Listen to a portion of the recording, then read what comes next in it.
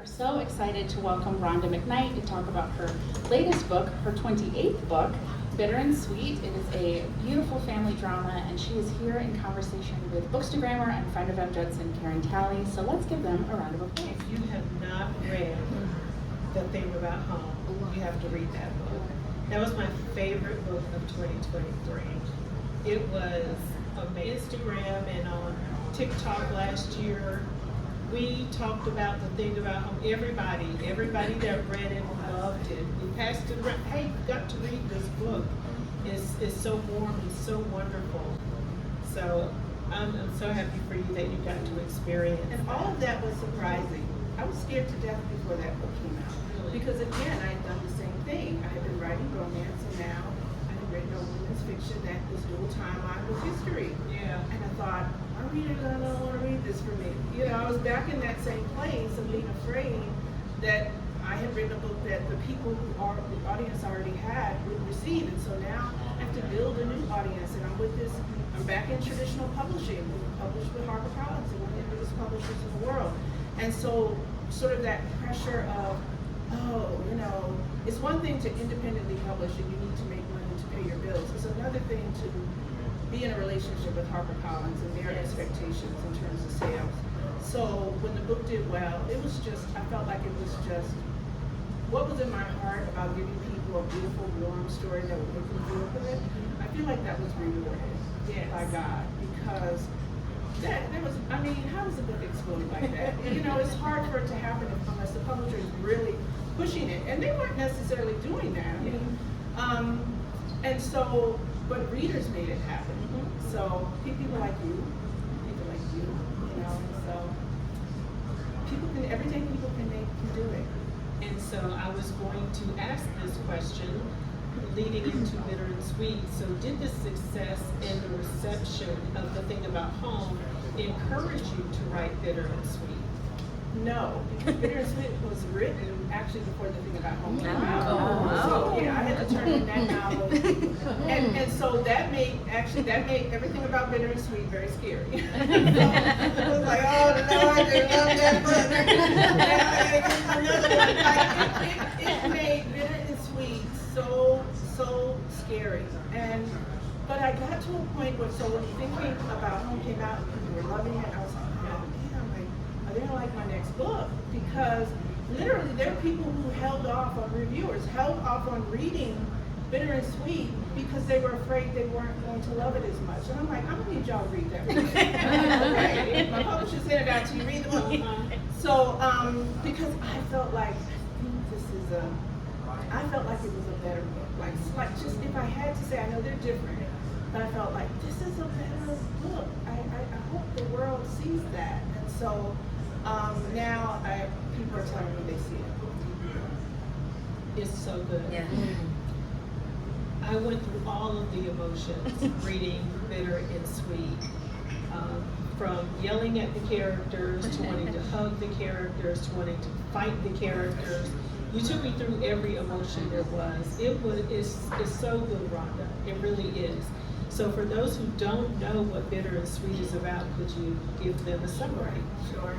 So Bitter and Sweet is the story of two sisters who are estranged. They are both at a crossroad in their lives, and so they receive a cryptic text message from their grandmother telling them to come home from the South Carolina upstate. One lives in Greenville, the other lives in a town I made up is Henley, but it's near Duncan. And so she's asked them to come home. And they think that they're coming because their grandfather has been ill and perhaps he's gotten worse. But when they arrive, their grandmother makes a request of them. She's like, I've got grandpa, don't worry about him. I need you two to reopen the family restaurant. So there's a restaurant that has been in their family for 87 years. It's been closed since the grandfather's illness. And so this is her request, but these two girls have no relationship. So there's a lot going on in that kitchen that has nothing to do with cooking. A lot of heat in that kitchen, not from the stove. And the historical story, the book is written in dual timeline. The historical story is the story of their great-great-grandmother, Tabitha Cooper, as she, Bitter for short, as she is building this restaurant business in Charleston during the years of 1915 and 1938. as a single woman, single mother, who's really sort of essentially alone and isolated in the world. And so that's the story. And so basically, my shorter version of this is that these two estranged sisters find the solutions to the problems that they are experiencing through 100-year-old letters from their great-great-grandmother. So, again, this is a spoiler-free conversation. We're not going to give away the plot line or anything like that because we want you to enjoy the book and discover everything on your own. So, this is a very general question. So, Rhonda, as I was reading this book, I noticed that balance plays a major part in this book, starting with the title, Bitter and Sweet. In this story, we see joys and sorrows, wins and losses, disappointments and victories, very good men, very bad men, transparency and secrecy. So was the thought or idea of balance intentional, or was that just a natural occurrence as you were writing the story? You know, I like all that. You know, it naturally evolved. The more I'm a very structured writer. I write to an outline. I do allow myself to veer off because Tabitha's story is supposed to be 25% of the book, is 50% of the book. So I do allow characters to kind of do what they want to do. But a lot of the sort of that magic that happened, it just evolved. Like even you saying that, like I hadn't even thought about it that way. Like I've thought about bitter and sweet, wins and losses and things like that. But it just organically happened as I told their stories. When you write a dual timeline, you do have to be conscious that the stories have to parallel. They have to mirror each other in some way. Otherwise, it's not going to be as rewarding of an experience for readers. So I did think about those things, but they naturally happened, and so I just had to watch the checkpoints. And the bigger piece that was difficult was combining the stories in the book from a technical standpoint, making sure that the stories intersected in the right places. That was a little more of a challenge, but I feel like a lot of the beauty that happens just always happens organically, and I'm always actually really surprised. Even though I do write to an outline, there are parts of the story that I don't know. For example, I never know what the secrets are. In the thing about home, I did not know what happened to Casey's father until it happened. And so I had a 14-hour writing day, and by the end of that day, when I finished that chapter, that last scene with Casey and her aunt, and I thought, oh my gosh, this is horrible, but it's really good. It was so good. And I was like, wow, and it was heartbreaking for me. So I get to experience it the same way you all get to experience it, because I did not plan it. The same thing in this book, like I didn't know what the Cooper secret was until I did. And I said, oh, that's interesting. So Yeah, that got me. I said, what? yeah. And there were little hints along the way, just enough for you to know there is a secret. Yeah. There's a secret here. But what it was, when it manifested itself, I was like, okay, I like this. This is good. And so it just happens. I hope it always happens that way for me. I mean, I would hate to have to try to figure all that out up front. You know, you talked earlier about these sisters, Mariah and Sabrina, and how they don't have a connection. You know, Grandma calls them and says, hey, you need to come down and help me, and they show up, right? One thing that you are very good at writing is familial relationships. And all of us know that your familial relationship in your life can build you or break you. And you do such a good job at writing those relationships. So can you talk a little bit about these sisters or your writing process and how you think about familial relationships in your books? You know, I think that I'm writing women's fiction. I've had a lot of familiar relationships. I've had a lot of relationships. I've dealt with a lot of grief, so I'm able to write that grief. I think even my friends, the older you get, I mean, you can encounter grief very young, obviously, very clearly in this book that happens. But I think as you get older, you encounter more because you begin to lose friends and family and lost jobs and had to make changes. And some people have gone through divorces and children that move out, and even things that are good, you grieve good changes, And so I think that I've gotten to a point in my life where I'm in the right space. I've had enough experiences to be able to write about all the different emotions that I've experienced. I think that writing romance is not easy. And so writing romance is a lot of emotional. You have to tick all these emotional boxes constantly, chapter after chapter after chapter.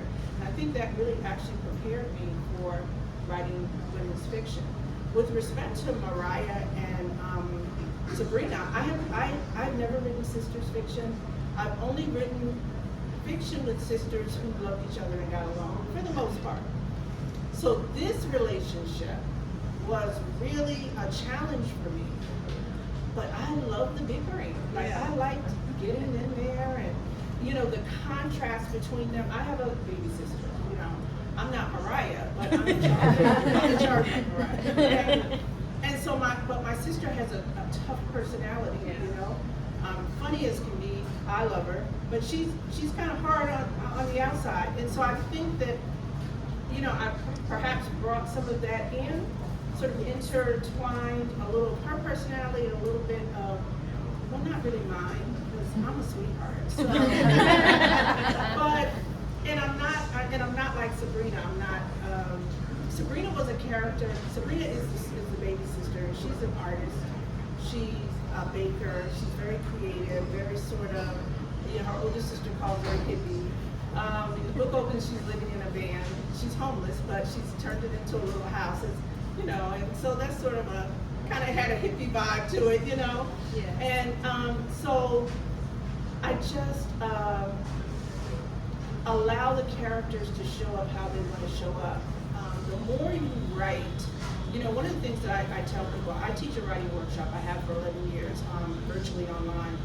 And when it comes to developing characters, it's always the thing that people are excited to do, and what's your process? And so I give them these little outlines they fill out about how old people are, what their favorite ice cream is, where they went to college, all of this technical stuff. Yeah. But the only reason I'm giving them that is just so they can begin the process of thinking about who the person is. Because who the person is going to evolve as you write them, if you let them. If you don't put them in this box of what you put on the paper, if you allow them, I always say my characters are Southern. They just show up, they didn't tell me they were coming. They want to stay, they want something to drink.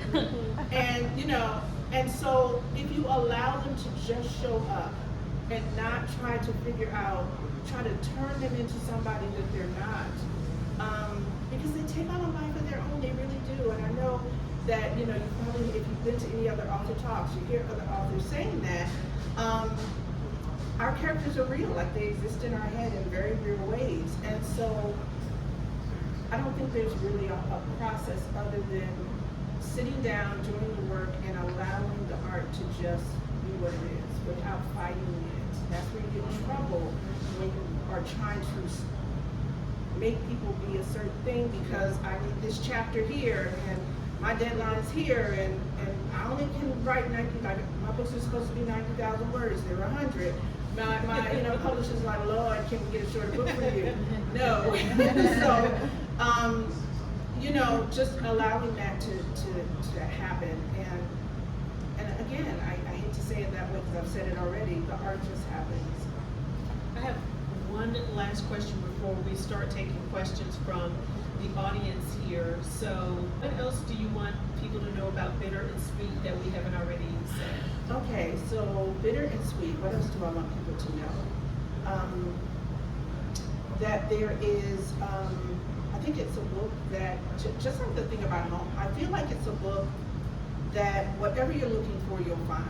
If you want a little If you want some historical fiction, it's there. If you want a woman's journey, it's there. If you want a little romance, it's there, because he's a hot chef. And you know, one of the things that I think is really important in this particular book, and is that there's sort of healing in this book. There's therapy on the page, and that's not something I've ever written. But it was important to me because I feel like there still tend to be stigma around therapy. But the biggest hashtags that are trending on social media, other than politics, are about mental health, wellness, self-care. Women have got to start taking care of ourselves. We, you know, and I know men don't like to hear this, but we carry a lot, you know?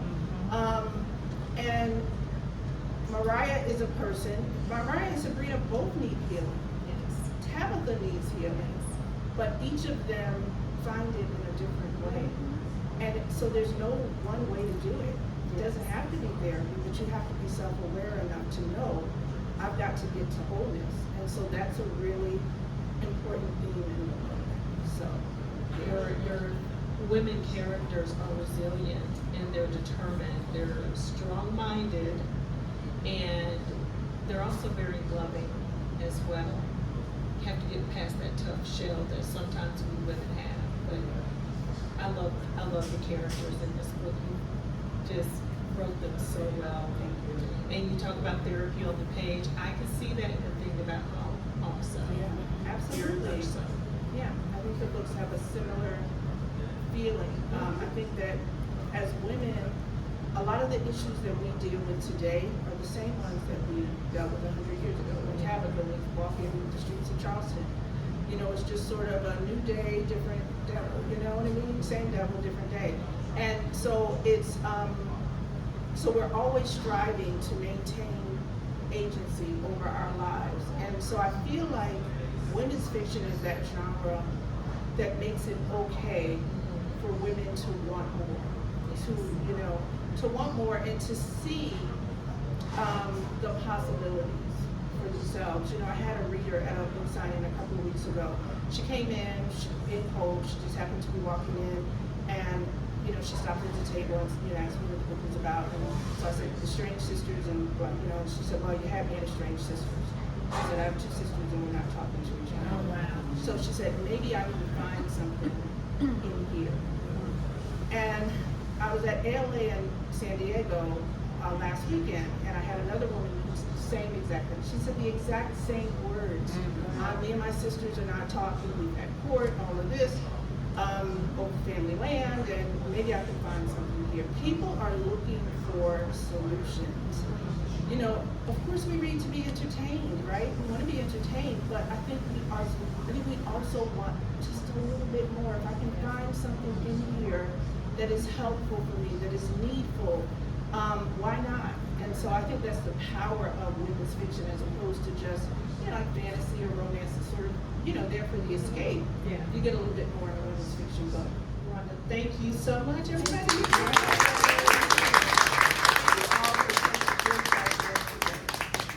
And Karen for being so gracious to even do this, to take the time. So I just sent her a message. You want to be in conversation? Yes. That would be cool rather than me just sitting up here talking. And I'll let you know, this is my very first in-person author interview. Great Yes. job. Yes.